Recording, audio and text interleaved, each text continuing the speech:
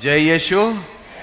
सुंदर गीत के लिए एक बार जोरदार ताली बजाएं, प्रभु का धन्यवाद दें। कितना अद्भुत, कितना प्यारा है मसीह। आइए अपनी आंखों को बंद करें और प्रार्थना करेंगे। हमारे प्यार करने वाले सामर्थी अनुग्रहकारी जी विद्यालु पिता, हम आपका धन्यवाद देते हैं। आप प्रेमी हैं, प्यार करने वाले हैं, अनुग्रह करने वाले हैं, आशीष देने वाले हैं, बरकत देने वाले हैं, चंगा करने वाले हैं, छुटकारा देने वाले हैं। प्रेमी पिता, इसलिए हम आपके पास आते हैं। हमें आपके अनुग्रह की, आपकी बरकतों की, आपकी आशीषों की, आपके दिए हुए छुटकारे की आवश्यकता है। प्रेमी पिता, हमारे जीवनों को आप अपने लिए इस्तेमाल करें, इसको अपने लिए मंदिर के बनाएं, ताकि आपके नाम की महिमा हमारे जीवन से हो सके। प्रभु, इस समय अपने जीवन को आपके हाथों में देता हूँ। अपने तमाम भाई बहन बच्चों को प्रभु आपके हाथों में देता हूँ, जो दूर दराज बैठे हुए प्रभु जी आज इस कार्यक्रम को देख रहे हैं YouTube चैनल के माध्यम से। मेरे प्रभु, हमारी प्रार्थना है आप उनको भी आप आशीषित करें और उनको भी प्रभु जी अपनी महिमा के लिए इस्तेमाल करें। इस प्रार्थना को यीशु के नाम से मांगते पिता, दया से सुने और ग्रहण करें। आमीन, आमीन।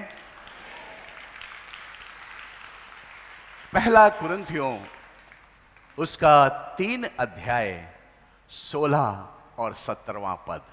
यहां पर जो पौलुस है वो कुरिन्थ की कलीसिया से, चर्च से, विश्वासियों की मंडली से, समूह से कुछ बात करता है और वो कहता है, क्या तुम नहीं जानते कि तुम परमेश्वर का पवित्र मंदिर हो और परमेश्वर का आत्मा तुम में वास करता है?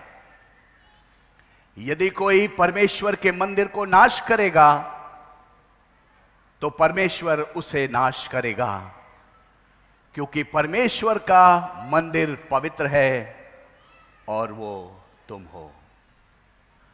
क्योंकि परमेश्वर का मंदिर पवित्र है और वो तुम हो।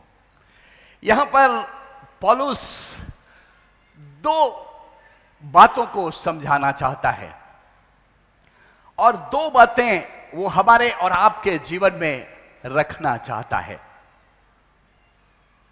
मेरे प्रियो, पुराने नियम में जब परमेश्वर ने इज़राइलियों को मूसा की गुलामी से निकलने की बात कही और उसने कहा कि मैं तुम्हें उस वाचा के स्थान पर, वो प्रॉमिस लैंड पर जिसका वायदा मैंने तुमसे किया है, मैं तुम्हें लेकर जाऊंगा।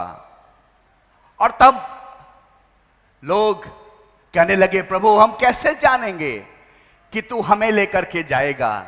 और तब प्रभु का वचन कहता है कि परमेश्वर बादल के रूप में उन इज़राइलियों के साथ साथ चला करता था और रात में वो खंबे के रूप में, बिजली के खंबे के रूप में उन इज़राइलियों के मध्य में होकर के चलता था, जिससे ये जो इज़राइली हैं इस बात को पहचान गए कि परमेश्वर हमारे साथ है, परमेश्वर हमारे साथ है।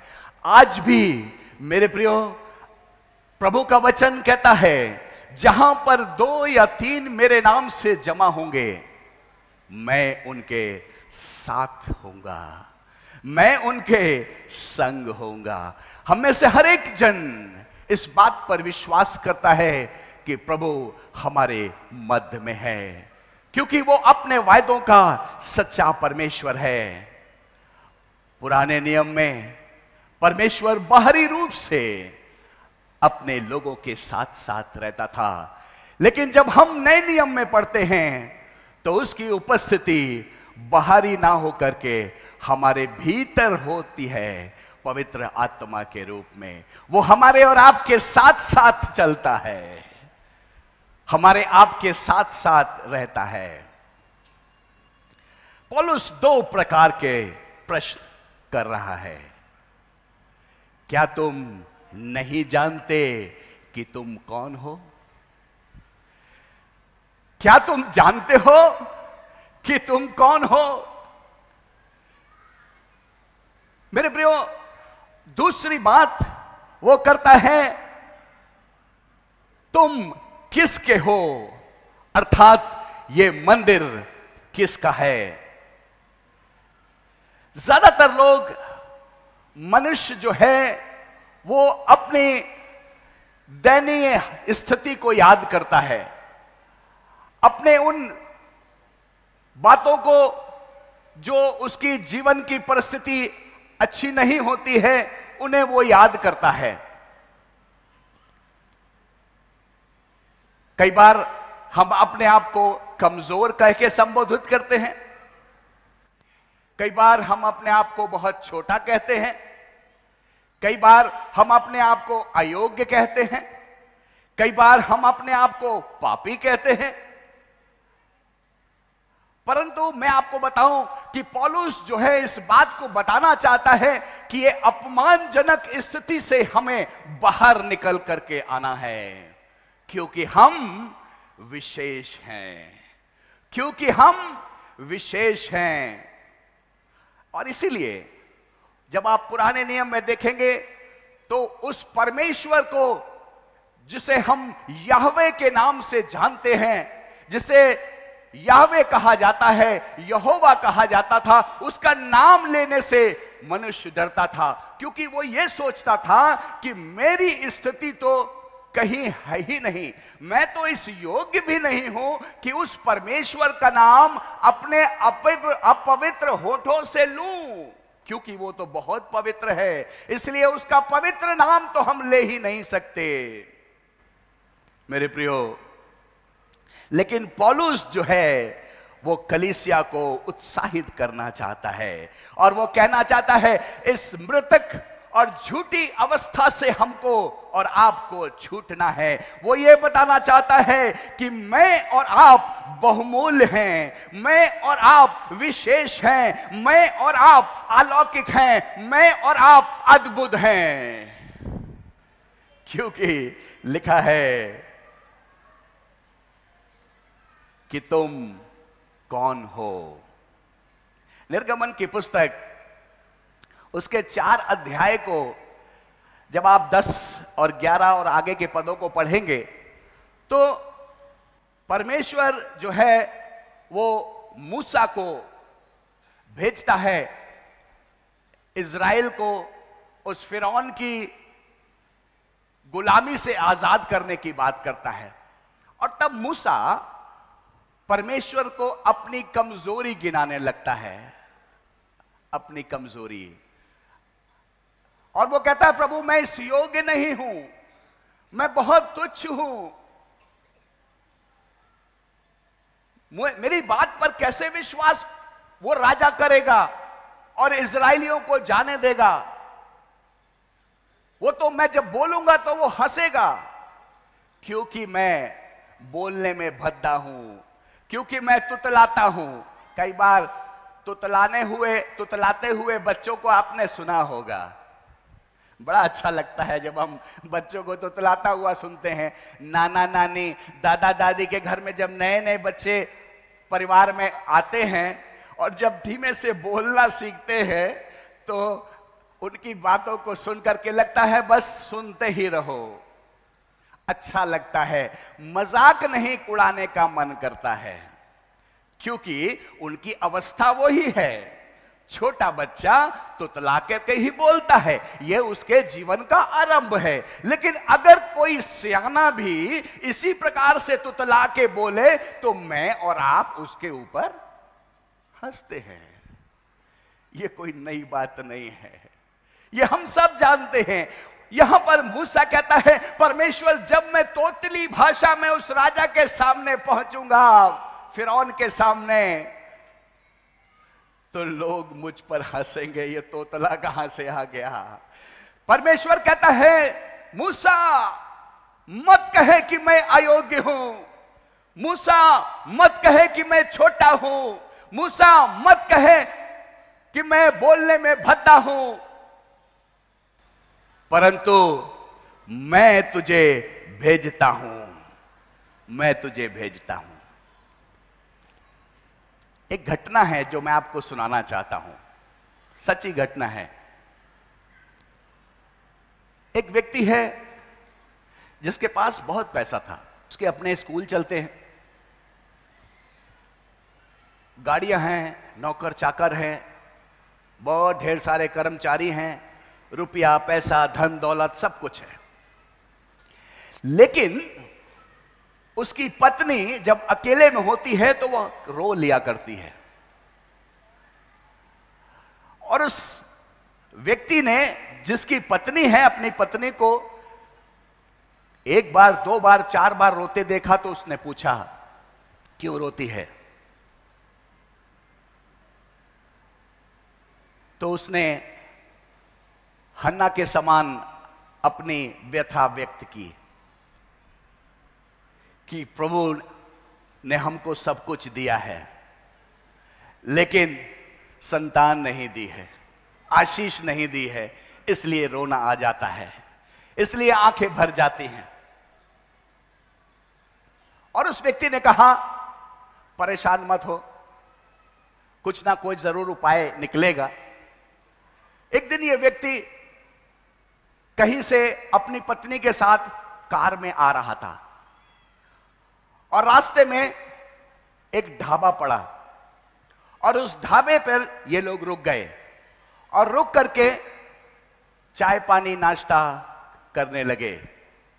और तभी ढाबे के एक कोने में एक हैंडपंप गड़ा हुआ था और उस हैंडपंप के पास एक बालक बैठा हुआ था, छोटा सा बच्चा था, करीब होगा 8-10 साल का, और वो बैठ करके वहां पर बर्तन मांज रहा था।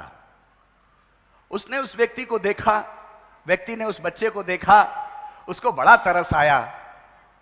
उसने कहा अरे कितना सुंदर बच्चा है, कितना खूबसूरत बच्चा है, बताइए इसकी यह हालत है, ये बर्तन मांज रहा है, इसका आज उम्र है पढ़ने की, लिखने की, खाने और पीने और खेलने की, ये बर्तन मांज रहा है।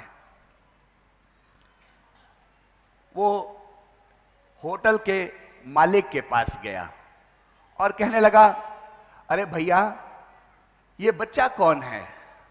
उसने कहा साहब ये बहुत छोटा था, तभी हमें मिला था, हम इसको अपने पास ले आए हैं, तो अब ये यहीं रहता है, काम धंधा करता है, साफ सफाई करता है, हम इसको खाने के लिए देते हैं और तब ये सोता है, यही इसकी दिनचर्या है, बड़ा मेहनती बच्चा है।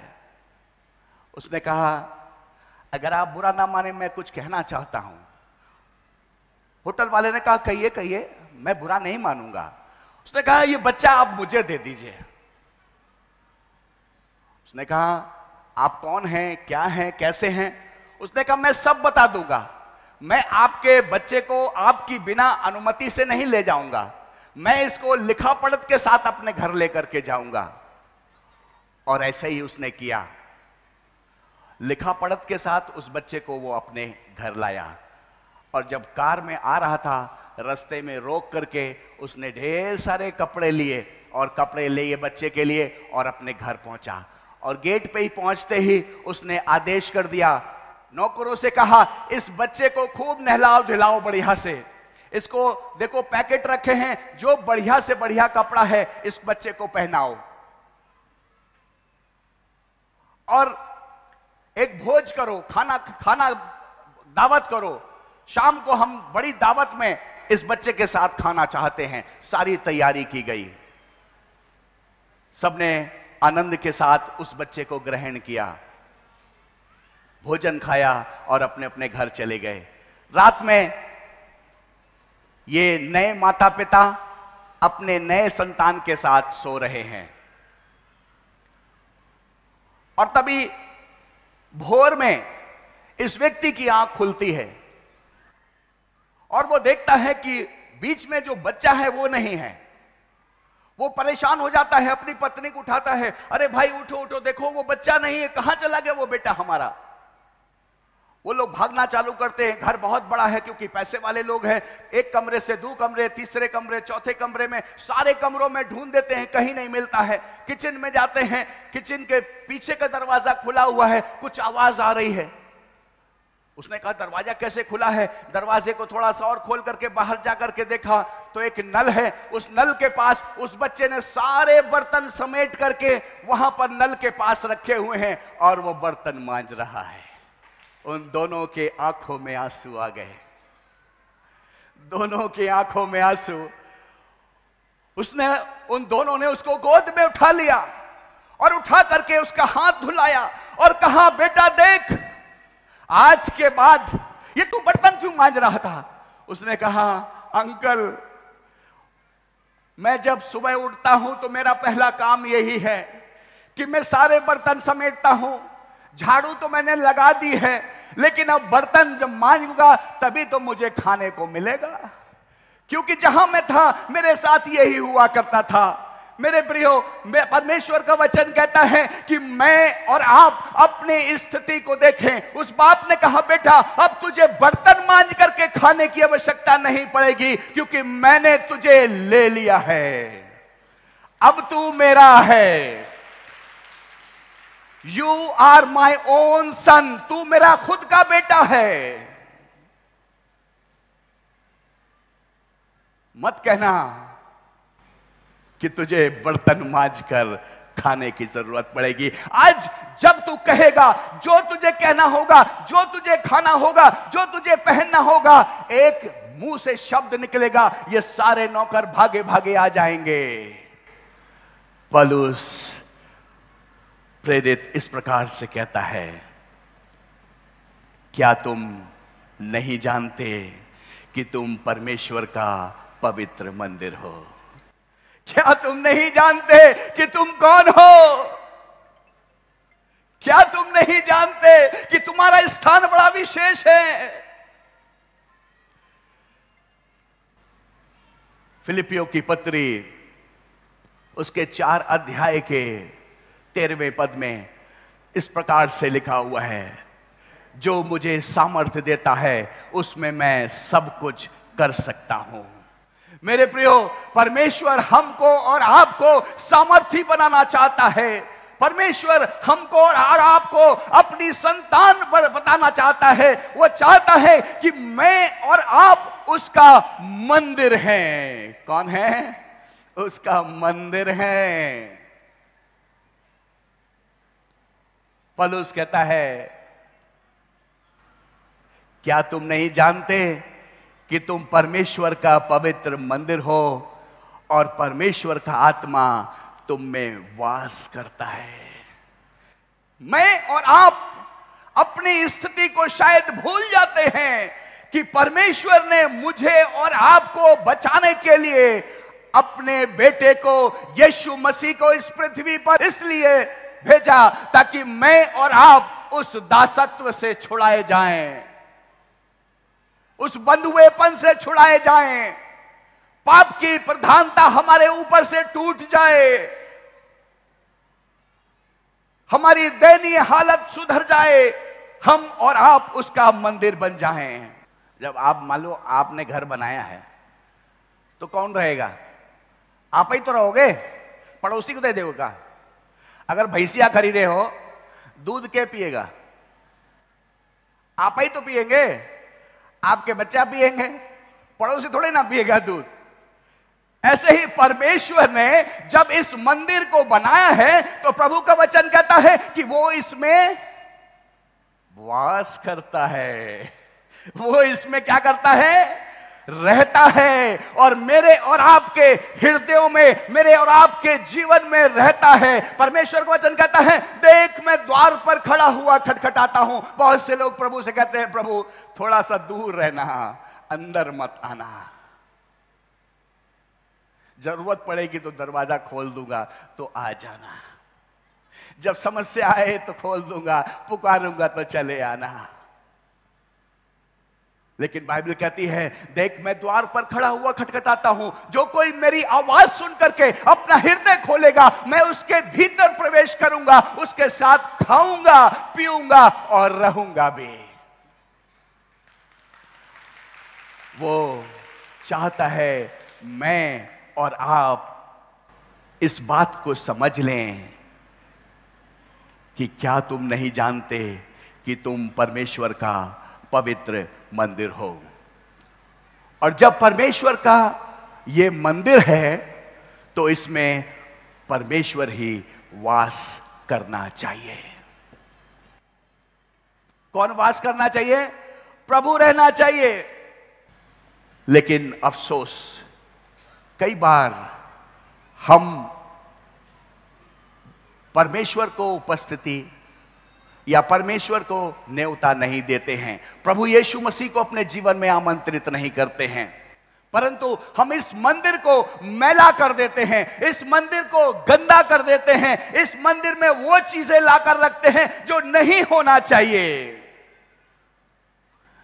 गलातियों की पुस्तक और उसका 5 अध्याय 19 से 21 पद में ऐसा लिखा है, शरीर के काम तो प्रकट हैं, अर्थात व्यभिचार, गंदे काम, लुचपन, टोना, बैर, झगड़ा, क्रोध, ईर्ष्या, विरोध, फूट, विधर्म, डाह, मतवालापन, लीला कीड़ा और इनके ऐसे और काम हैं। इनके विषय में मैं तुमसे पहले से ही कह देता हूं, जैसे पहले कह भी चुका हूं, कि ऐसे ऐसे काम करने वाले परमेश्वर के राज्य के वारिस ना होंगे। ये सारी जो चीजें हैं मेरे और आपके उस मंदिर को जिसे परमेश्वर अपने लिए बनाता है, जिसे परमेश्वर ने अपने लिए ठहराया है, हम उस मंदिर को गंदा कर देते हैं। व्यभिचार, दूसरे की वस्तु को, दूसरे की चीज को अपना बनाने की कोशिश करते हो, वो व्यभिचार है, चाहे वो कुछ भी सही। जो आपका नहीं है उसके अलावा दूसरे का जो है उसे आप अपना बनाने की कोशिश करते हो, यह परमेश्वर का वचन कहता है यह व्यभिचार है। और लिखा है ऐसे ऐसे काम करने वाले परमेश्वर के राज्य में कभी भी वारिस नहीं होंगे। दारू पीने वाले, अभी मैं कहूं हम में से कितने लोग दारू पीते हैं? कोई नहीं हाथ उठाएगा, क्योंकि डर लगता है। क्यों? क्योंकि हम जानते हैं कि इसे पीना अच्छी बात नहीं है, इसीलिए तो हाथ नहीं उठा रहे हैं।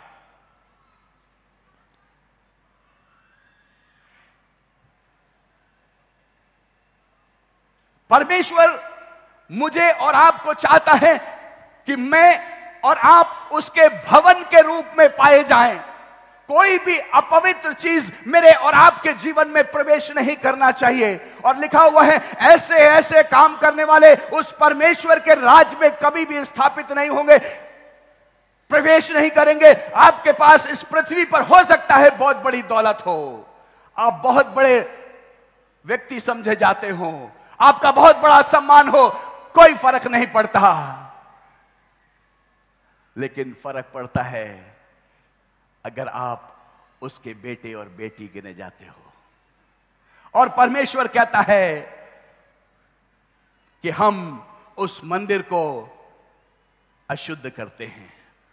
गलतियों उसका 5 अध्याय के 24वें पद में लिखा है, और जो मसीह के हैं उन्होंने शरीर को उसकी लालसाओं और अभिलाषाओं समेत क्रूस पर चढ़ा दिया है। कितने लोग मसीह के हैं? क्या तुम नहीं जानते कि तुम परमेश्वर का पवित्र मंदिर हो और परमेश्वर का पवित्र आत्मा तुम में वास करता है? पौलुस कह रहा है क्या तुम नहीं जानते? और अभी गलातियों की पत्री में उसके 5 अध्याय के 24वें पद में लिखा है, और जो मसीह के हैं उन्होंने शरीर को उसकी लालसाओं और अभिलाषाओं समेत क्रूस पर चढ़ा दिया है। हम कितनी चीजों को क्रूस पर चढ़ा देते हैं। क्रूस पर चढ़ाने का मतलब उनका तिरस्कार कर देना। फूट, विधर्म, डाह, लीला कीड़ा, मतवालापन, झगड़ा, लड़ाई, कॉन्स्पिरेसी करना, सच का झूठ बनाना, झूठ का सच करके साबित करना। बाइबल बताती है ऐसे लोग इस पृथ्वी पर चाहे कितने भी बड़े धर्मी क्यों ना हो, परंतु परमेश्वर के राज्य में कभी प्रवेश ना करने पाएंगे, कभी नहीं प्रवेश करेंगे। ये पौलुस कहना चाहता है, ये लालचा और अभिलाषाएं हैं जो मेरे और आपके जीवन में हैं, इसे वो चाहता है, परमेश्वर चाहता है कि वो दूर की जाए। बेविचार दूर हो मेरे और आपके जीवन से, लुचपन दूर हो मेरे आपके जीवन से, झगड़े और डाह दूर हो मेरे और आपके जीवन से, फूट और विधर्म दूर हो मेरे और आपके जीवन से, लीला क्रीड़ा दूर हो मेरे और आपके जीवन से, शराब, बुरे बुरे काम, ये सब दूर होने हैं मेरे और आपके जीवन से। और इन सब बुराइयों के द्वारा परमेश्वर के मंदिर को हम क्या करते हैं? नाश करते हैं। सो इसलिए अपने जीवन को सावधानी से चलाएं, सावधानी से चलाएं। ये मेरे और आपकी जिम्मेदारी है, ये हर एक सेवक की जिम्मेदारी है, ये हर एक माता पिता की जिम्मेदारी है कि अपने बच्चों को इन सारी बातों के विषय में बताएं। लिखा है, और ये सब आज्ञाएं जो आज मैं तुझको सुनाता हूं, ये तेरे मन में बनी रहें और तू इन्हें अपने बाल बच्चों को समझाकर सिखाया करना, और घर में बैठे, मार्ग में चलते, लेटते, उठते इनकी चर्चा किया करना। तेरा वचन मेरे पांव के लिए दीपक और मार्ग के लिए उजाला है। जो लोग इस प्रकार के वचन में चलते हैं, जो लोग उसके वचन में बने रहते हैं, बाइबल कहती है वो कभी ना डगमगाएंगे। You are the light of the world, तुम जगत की ज्योति हो। और जो नगर पहाड़ पर बसा है वो छिप नहीं सकता। मेरे प्रियो, जब आप परमेश्वर के उस भक्ति को पहचान लेंगे और वो परमेश्वर जब आपको अपनी संतान बना लेगा, तो याद रखिएगा कि आप को अपने आप को प्रकट करने की आवश्यकता नहीं पड़ेगी। स्वयं आपका जीवन और हमारा जीवन लोगों के सामने प्रगटीकरण होगा। इसीलिए पौलुस कहता है, तुम परमेश्वर के पवित्र मंदिर हो। मेरे प्रियो, जब हम परमेश्वर के वचन के अनुसार करेंगे तो हम इस मंदिर से परमेश्वर की महिमा जरूर करेंगे, क्योंकि मैं और आप परमेश्वर का मंदिर हैं और परमेश्वर इस मंदिर को संभालेगा भी, बढ़ाएगा भी, आशीषित भी करेगा और सारी अशुद्धता को दूर करेगा। सिर्फ अपने जीवन को उसके हाथों में समर्पित करें और कहें, प्रभु मुझे शुद्ध जीवन दे, ऐसा जीवन दे जो लोगों के सामने मिसाल हो जाए। आज यीशु मसीह, उसको आपने सुना होगा, मसीहा, गरीबों का मसीहा, हाँ, किसानों का मसीहा, मसीहा टाइटल देते हैं। ये मसीहा कौन है? ये वही मसीहा है जो इस सलीब पर 2023 साल पहले चढ़ाया गया, मारा गया, गाड़ा गया और तीसरे दिन मुर्दों में से जी उठा। ये वही मसीहा है जिसकी संसार गवाही देता है। क्या तुम नहीं जानते कि तुम परमेश्वर का पवित्र मंदिर हो और परमेश्वर का आत्मा तुम में वास करता है? ये जो गीत गाया था हमने अभी, मंदिर बना प्रभु मंदिर बना, ये वो मंदिर है। बिल्डिंग को नहीं बोला है कि प्रभु मंदिर की बिल्डिंग बहुत बड़ी बना, विशाल बना। नहीं नहीं नहीं नहीं, गलत फहमी में मत रहिएगा। ये मंदिर जो है मेरे और आपका जीवन है। जब यही ठीक नहीं होगा तो इस बड़ी इमारत का क्या होगा? कोई फायदा नहीं, क्योंकि ये इमारत नहीं, परंतु मुझे और आपको परमेश्वर के मार्ग में, उसके राज्य में प्रवेश करना है। प्रभु चाहता है कि मैं और आप, हर एक जन अपना हृदय, अपना जीवन उसके हाथों में समर्पित करें और कहें, प्रभु मुझे इस योग्य बना, मेरी सहायता कर, ताकि तू हमारे जीवन में रह सके। कोई कलंक, कोई झुर्री, कोई घटी, कोई ऐसी चीज, कोई दूषिता हमारे जीवन में ना पाई जाए, परंतु शुद्ध मन से मैं तेरी सेवा कर सकूं, तेरी आराधना कर सकूं। और यही प्रभु चाहता है, और तभी वो कहता है कि वो आपको और मुझे अपने लिए इस्तेमाल करना चाहता है और उसमें रहना चाहता है। पवित्र आत्मा की संगति और सहभागिता हम में से हर एक के साथ अब से हमेशा तक होती रहे, और प्रभु निरंतर हम तुझ में आनंदित पाए जाएं। यीशु के नाम से मांगते हैं, आमीन।